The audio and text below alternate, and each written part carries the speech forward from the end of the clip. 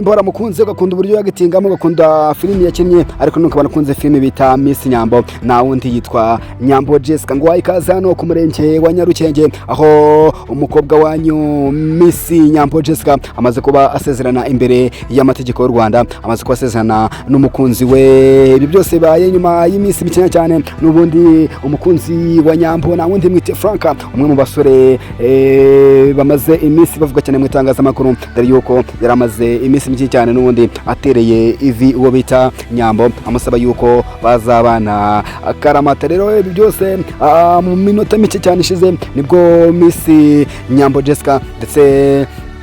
na Frank umukunzi we bamaze kuba basesekara hano ku murenge wa Nyarugenge ndetse bakamaze kuba banasezerana igikorwa kimaze kuba kigenda neza akaba ari igikorwa rero cyangwa se umuhango witabiriwe na bimwe mu byamamare bikomeye cyane mu Rwanda ari yuko bita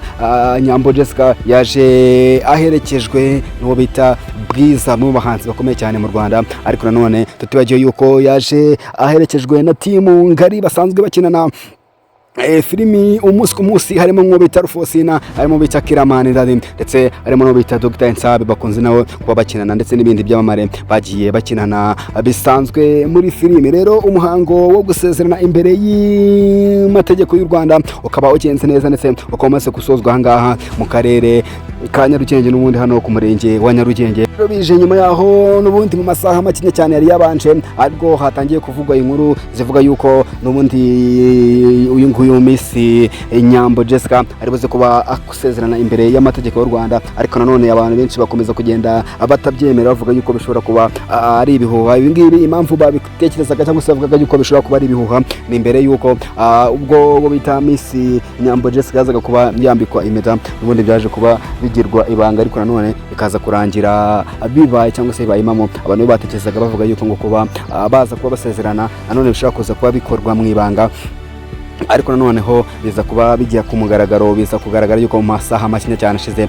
ku mbuga nkoranyambaga zitandukanye zo mu Rwanda hatangiye gukwirakwira amavideo ndetse n'amafoto agaragaza ko bita Jessica Nyambo yamaze kuba agera ku murenge wa Nyarugenge ndetse yamaze kuba anasezerana n'umukunzi we rero ibi ngibi bije kandi nyuma yaho mu minsi mike nanone ishize harakomeje kuvuga inkuru nyinshi cyane kuri uyu mukobwa Nyambo ndetse n'umukunzi we Franka dore yuko ku mbuga nkoranyambaga na zindi nkuru zari zihari usibye kuba bari bagaruka kuri couple dore yuko ari couple yatunguranye cyane dore yuko n'ubundi ibi byose bije nyuma yaho ubita Miss Nyambo yari yaravuzwe cyane mu rukundo n'umubyinnyi uri international na wundi mwite TiTi Brown ariko nanone bikaza kugaragaza yuko urukundo rwabo rwagiye rugera ku musozo ariko bikaza kugenda bigirwa ibanga dore yuko bose bari baratangiye bavuga yuko ngari aba best cyangwa ariko bikaza kurangira urukundo rwabo rugeze ku musozo rero nyuma yaho urukundo rwabo rugeze ku musozo hagiye havugwa ibintu byinshi hagiye hatangazwa ibintu byinshi aba bose ariko nta n'umwigeze uza kuri kamera ngaze kwemeza yuko koko baba barakundanye sibyo ko bose bazaga bavuga yuko ngo bari aba best cyangwa se aba best friend gusa rero ubwo bageraga ku murenge wa Nyarugenge kandi nuko Nyambo Jessica ndetse n'umukunzi we baje mu modoka zidasanzwe zimwe mu modoka nziza cyane mu modoka zibereye abageni dore yuko rero ngo mu yandi makuru ahari cyangwa se mu bindi bintu biri kuvugwa ngo nuko hatagize igihinduka n'ubundi ngo ubukwe nyabukwe cyangwa se ubukwe busanzwe bushobora kuzaba hagati y'ukwezi kwa kabiri hatagize igihinduka cyangwa se batagize ikintu baza kuba bahindura ku bukwe bwabo dore yuko ari ubukwe bushobora kuzabaho kuko cyangwa se bukaba mbere yaho cyangwa bikaba nanone bitunguranye nk'uko isezerano ryabo ryatunguranye cyangwa se nk'uko kwambika impeta Nyambo byaje kuba bitungurana gusa tukiri kuri iyi couple kandi ya Nyambo ndetse na Franka reka mbabwire yuko mumaze kubona kenshi bo bita Bwiza Imperance cyangwa se umuhanzikazi Bwiza ari kugenda n'ubundi agaragara muri ibi birori cyangwa se hagati y'ubukwe ndavuga haba mu gutera ivi kwa Frank cyangwa se mu kwambika impeta kwa Nyambo ndetse no gusezerana kwa Nyambo bigaragara yuko bita Bwiza Imperance ari mu bantu